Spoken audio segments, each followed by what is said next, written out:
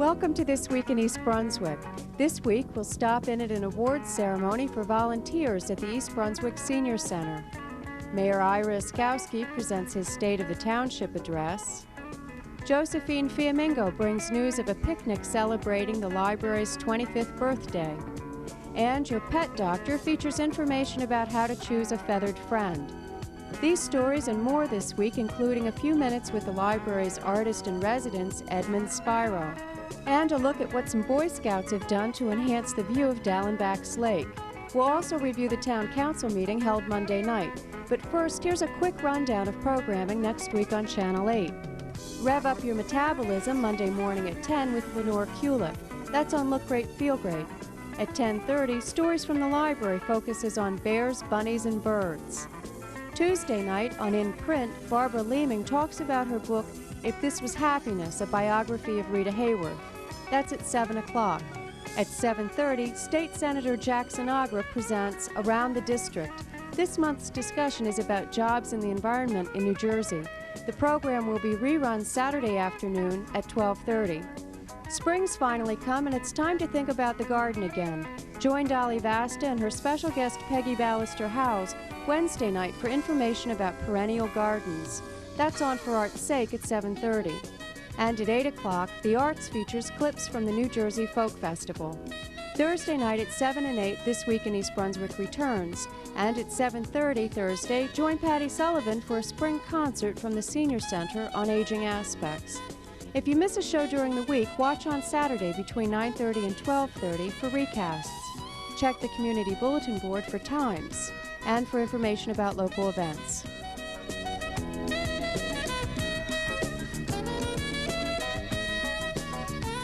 On Wednesday afternoon, members of East Brunswick Senior Center recognized volunteers who have given of their time and themselves in a variety of ways. Those included in the recognition were the members of the Advisory Board and the Commission on Aging, all of the folks who help out in the kitchen, the half-dozen people who've assisted others in figuring out their income tax, the women who have contributed their handicrafts, including knitted and crocheted goods, to benefit the center, the volunteer instructors who have taught everything from square dancing to bridge, the men's chorus and the Hawaiian dancers, and those who have helped out with the front desk, mailings, and just about anything else they've been asked to do. There were several members who were individually recognized for their contributions to the center. They were Ed Kaith, chairperson of the Senior Center Advisory Commission, Genevieve Selecki, volunteer record keeper, Louise Hammer, who received the Golden Hands Award for the many hours she's devoted to knitting and crocheting for the center, Isabel Miller and Etta Secchi of the Ways and Means Committee, and finally, Sol and Bessie Bernstein were named Volunteers of the Year.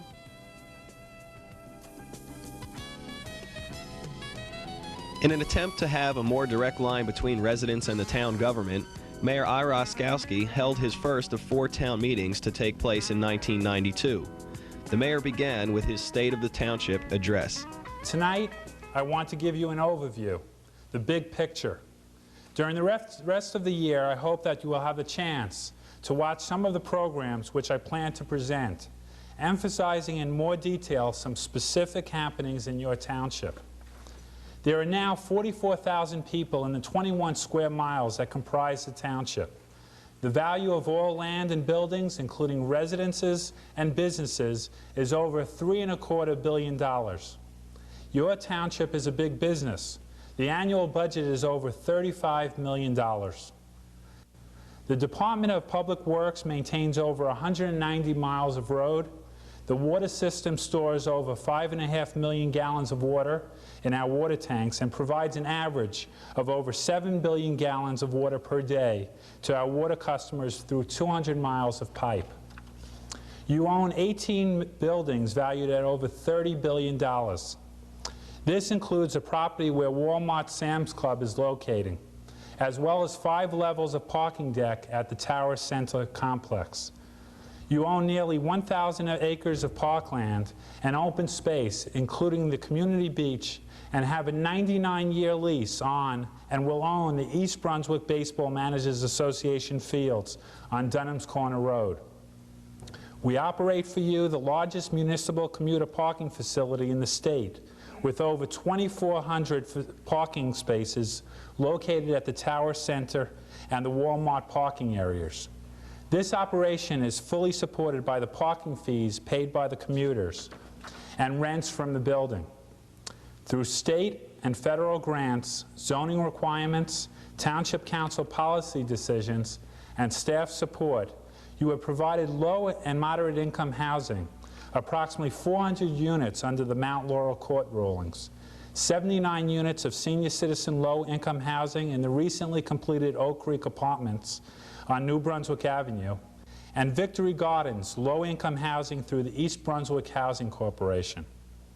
To service any community this size with the activities that take place in East Brunswick requires the dedication of many employees and volunteers. Within the township staff, in addition to the municipal clerk and tax assessor, we have 7 departments, including the newly created Department on Aging. Approximately 400 employees staff these departments, including over 90 officers in the Department of Public Safety. In this total are the employees of the parking utility, water utility, and the community beach, all of whom are paid through user fees. Your sewer system is completely independent from the township government and supports its operation through the sewer charges. The 5 Sewage Authority commissioners are appointed by your township council. One of the most popular and most used facilities is your library. We are all very proud of the library. Although it receives over $2 million a year from the township for its operations, it is operated as a separate unit, controlled by its own directors, the trustees, hires its own employees, and establishes its own policies. We encourage participation in the many activities run by volunteers who serve a great many of the residents. We encourage them through contract grants, the use of township properties, applying for grants on their behalf, and providing staff assistance where we can. Among the different groups that receive this type of support are the Historic District of Old Bridge, the East Brunswick Museum, the East Brunswick Playhouse 22, and various youth activities such as Little League, soccer, Pop Warner, swimming, and wrestling. All of these activities receive some support from the township, but the major part of this funding is through their own fees and the hours and hours of dedicated work by volunteers. In 1991, the total cost of the township activities was over $36 million. This year, we are budgeting approximately $1 million less in total. Approximately 60% of this is raised through user fees, charges, grants, surplus revenues, and uses of reserves, and only about 40%, $14.5 million, from local property taxes. In fact, for 1992, my budget actually showed a slight reduction in the amount to be raised by your taxes. In addition to all the people serving as volunteers in community activities, many of you also serve as volunteers on boards, committees, and commissions formed by the township to assist all of us. Included in this are members of the Advisory Health Council, Affordable Housing Agency, the Coalition of Athletic Organizations, the Commission on Aging, the Arts Commission, the Community Beach Advisory Committee, the Construction Board of Appeals, the East Brunswick Community Housing Corporation, the Environmental Commission, Board of Ethics, the Human Relations Council, the Library Board, the Local Assistance Board, the Long Range Community Development Board, Municipal Emergency Management Council, the Planning Board, the Rent Leveling Board, the Recreation and Parks Advisory Board, School Age Child Care Advisory Board, the Sewage Authority Board of Directors, the Water Policy Advisory Board, the Youth Services Commission, and the Zoning Board of Adjustment. The township could not function without any of them. In addition are the dedicated volunteers of the 3 fire departments, the East Brunswick Independent, the Old Bridge Volunteer, and Brookview, and also the Rescue Squad, who serve all of us when it is most critical. I promise you that members of the council and I will always support your activities and be ever thankful to you on behalf of your fellow residents. What's in store for our community? Do we have a crystal ball or any unique insight into what's coming next? I can only tell you what I see as my goals for the township. I want to slow the growth of the township. We have added no new employees, and we look forward to areas where we can contract out, privatization in the future. We must establish a balance between the future of the township and the benefits of the current residents. We need a balance between a development to provide us with the revenues needed to continue the quality of life you have come to East Brunswick for, and the preservation of what remains of the rural atmosphere of the township. While we are balancing that, we cannot forget the benefits we receive from the commercial activity along Route 18. Along with the inconveniences of the traffic we must bear, while encouraging business and commercial growth, we have to be careful not to give away the store. We must be ever mindful that Edgeboro landfill will continue to be a source of concern for everyone in East Brunswick and the other communities adjacent to the landfill. We must ensure to the fullest extent possible that the operation of the landfill will not jeopardize the health, welfare, or safety of our residents. As a township for the last 3 years, as well as this year, your local government taxes have been stable. The council and staff have worked very, very hard with me this year to accomplish this because we recognize the economic conditions demand that we hold the line on expenses wherever possible. However, I recognize that there is a need to preserve open space. There is a potential to develop the community pool supported 100% by user fees and not your taxes. I recognize that many of the facilities which all of you use are not adequate. I recognize that much of the township's infrastructure is in need of repair. We continue an annual program of upgrading and maintaining the existing roads and drainage systems in the township, but there are many things we cannot afford. I promise if we cannot afford it, we will not do it. We also have a staff very knowledgeable on sources of grants and low-interest loans, which can multiply the impact of your tax dollar. We receive state monies for part of the cost of improvements to New Brunswick Avenue, the full cost of traffic signals at the intersection of New Brunswick Avenue and Old Stage Road, and one to be installed at Reaver and Hardenberg Lane. Other improvements to Hardenberg Lane, which will be under construction later this year. We also use funds from the drunk driving fines to pay for additional police patrols to enforce the drunk driving laws, and utilize cars and equipment confiscated from criminals to reduce the need to purchase equipment. We have contracts for the county for it to pay to improve Cranberry Road, and cost-sharing arrangements for replacing the bridge on Hardenberg Lane at Farrington Lane, a traffic signal at Cranberry Road and Evergreen by the club, and improvements to the intersection of Harts Lane and Milltown Road. We also have a contract with the Middlesex County Utilities Authority, which operates Edgeboro Landfill, to set aside over $5 million to improve the Edgeboro Road Route 18 intersection. I know I have covered a lot with you tonight. One thing I have intentionally not mentioned is the long-range financial status of our community. I hope to begin a series of programs providing you with a more in-depth look at the various departments within your township. For the first discussion, I have planned a roundtable format with Council President David Zarnowski, a CPA, and L. Mason Neely, Chief Finance Officer for the township. This program will go into the long-range financial goals and the current financial status.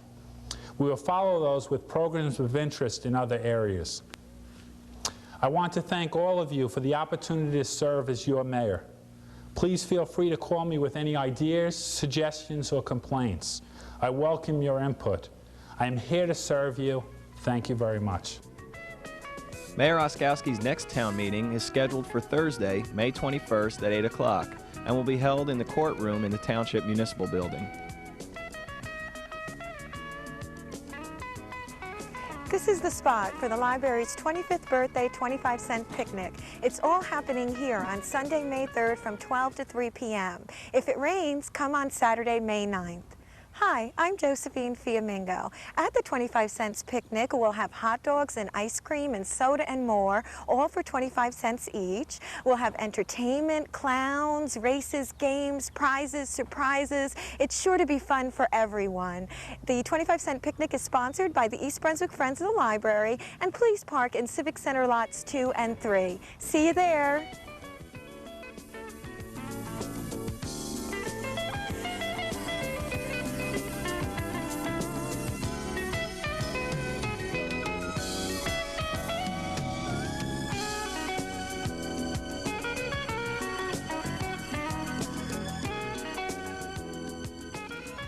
Hi, and welcome back once again to The Pet Doctor. I'm Dolly Basta, and my co-host is... I'm Dr. Brian Johnson from the Cranberry Veterinary Hospital in East Brunswick. And we've been talking to you for the past couple of weeks about choosing the right pet. Now, we all know that not everyone wants a pussycat or a puppy dog, but how about a bird? How about introducing us to your friends over there? Okay, the first one I'm going to introduce you to is Cookie. Cookie is an umbrella cockatoo. Now, these make wonderful pets. Whether you have a big one or whether you have a little tiny parakeet, they all make wonderful pets. They don't have the responsibility of going for a walk, so they're ideal for people who don't want to leave the house. They do require a great deal of attention, perhaps more than a dog or cat. And the umbrella cockatoo is just one example, and if I can get her up here, we'll show you. Don't ever think that a dog or a bird is going to be as predictable, but this is the umbrella cockatoo. This is full grown, she's a year of age, they're wonderful pets. Her anticipated lifespan is about 75 years. So you really have to figure out who you're going to leave her to. My wife and I have already talked about that, yes. She's going to probably outlive me. What about your other little friend there? Well, let me give you Cookie. Yeah, I'll take Cookie. This is one example. Oh, Cookie's a good soul. Come on, Cookie. She likes my microphone. Cookie, this is only a 5-minute program. Come on. Okay. This is another example of what one of the big parrots can be. And this is a female eclectus parrot. This is Rosie, and Rosie is only 12 weeks old. She's just a youngster. I'm still feeding her twice a day. She'll get a little bit bigger. Yes, I understand. She's talking to me. This is about 3 months old. She's still hand feeding. She's bonded. If you get a bird, try to get them very young where they will bond to a person and not another bird. Now, she only knows my wife and I. But she's friendly, she won't bite. They make wonderful, wonderful pets. I expect her to holler pretty soon because it's time for her feeding.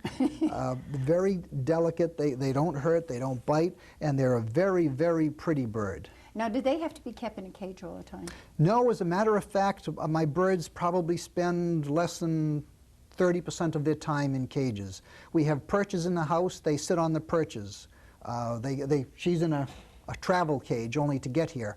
But she has a big perch to sit on. Cookie has a perch. We have a night cage that she sleeps in, but most of the time she's in either walking around the perch or walking around the house chasing the cats and the dogs.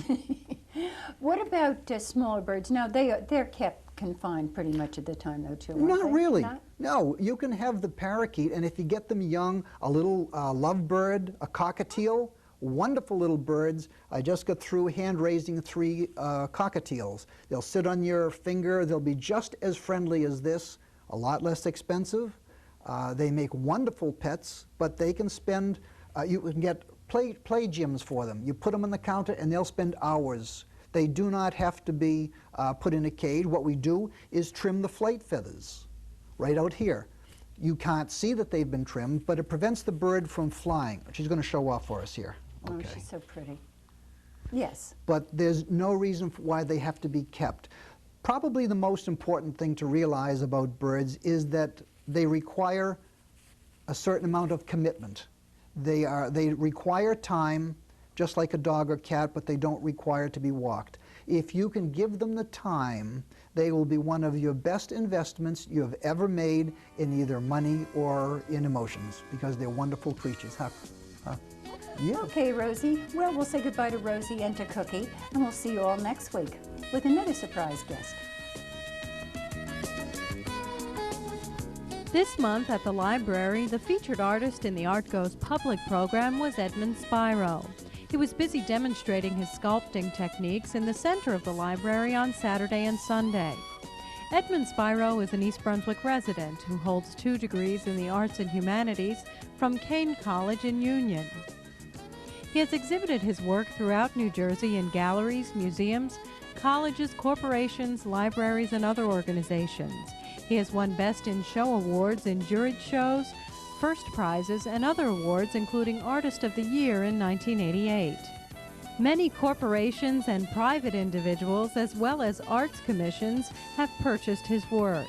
Art Goes Public is sponsored by the Friends of the Library, the Artists League of Central New Jersey, and the Middlesex County Cultural and Heritage Commission. Overcast skies and a light mist didn't keep 10 members of Boy Scout Troop 61 from providing a community service to the Township of East Brunswick. On Saturday, the Scouts in Troop 61 pruned trees along Dunham's Corner Road to make the view of Dallenbach's Lake more accessible to cars passing by. Assistant Scoutmaster John Meserol explains. Good morning. My name is John Meserol. I'm here with Boy Scout Troop 61 this morning. We're doing a service project, trimming some trees so people can enjoy the view of Dallenbach's Lake here in East Brunswick. We have a group of scouts here today. As you can see, they're in the background picking up the debris and everything that we're cutting off of the trees. And it's a little cloudy today, but we're having a good time of it. And we're glad we're able to make some television time and promote our conservation project and a service project for East Brunswick community.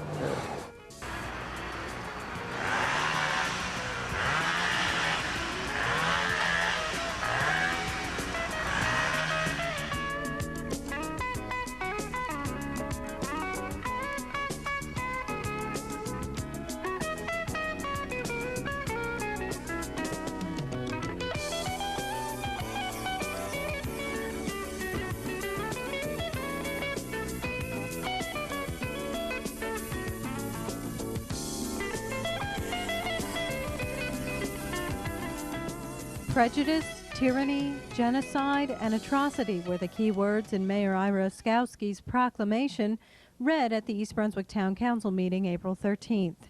He was referring to the victimization of Jews during the Holocaust.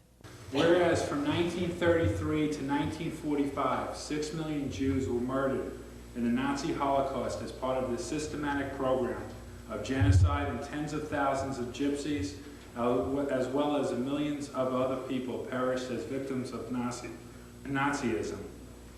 And whereas the people of the Township of East Brunswick should remember the atrocities committed by the Nazis. And whereas the people of the Township of East Brunswick should rededicate themselves to the principles of equal justice for all people. And whereas the people of the Township of East Brunswick should remain eternally vigilant against all tyranny and recognize that hatred and bigotry provide a breeding ground for tyranny to flourish.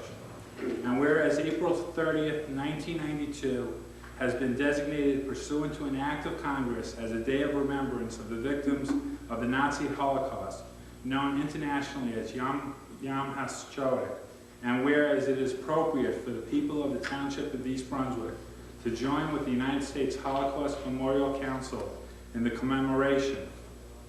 Now therefore be it proclaimed that I, Ira Oskowski, Mayor of the Township of East Brunswick, do hereby proclaim that in the memory of the victims of the Holocaust, and in the hope that we will strive always to overcome prejudice and inhumanity through education, vigilance, and resistance, that the week of Sunday, April 26th through Sunday, May 3rd, 1992, is hereby designated as the days of remembrance of the victims of the Holocaust.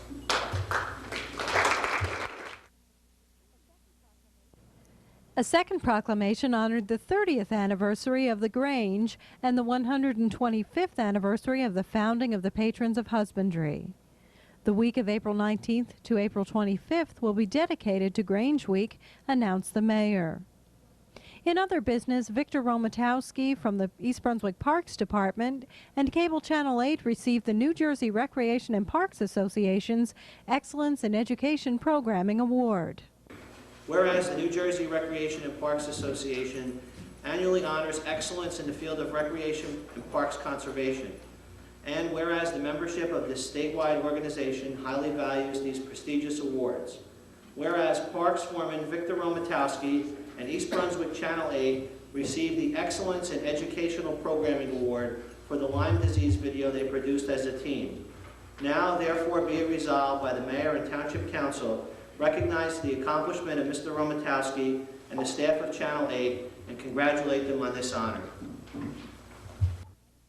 Karen Burke, manager of the Division of Recreation, received the Supervisor of the Year award for her contribution to the community and to the recreation profession.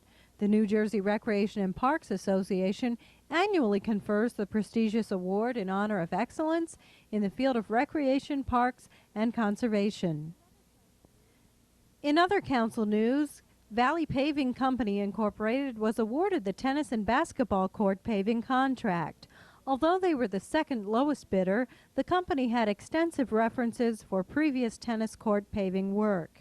According to Richard Masser, township engineer, 8 bids ranging from $71,000 to $106,000 were received. The lowest bidder, Tar Hills, was not accepted because his previous experience was not as extensive for this specialty item. Money from a reduction of $5,000 in the postage account, $2,200 in the law account, $30,000 in the snow removal account, and $76,000 in the public safety overtime account will be put in a non-spending account, said Finance Director Lou Neely. This money will be available to the council only after November. $3,000 originally budgeted for elsewhere will be reallocated for the needs of the senior citizens, specifically to the outreach coordinator.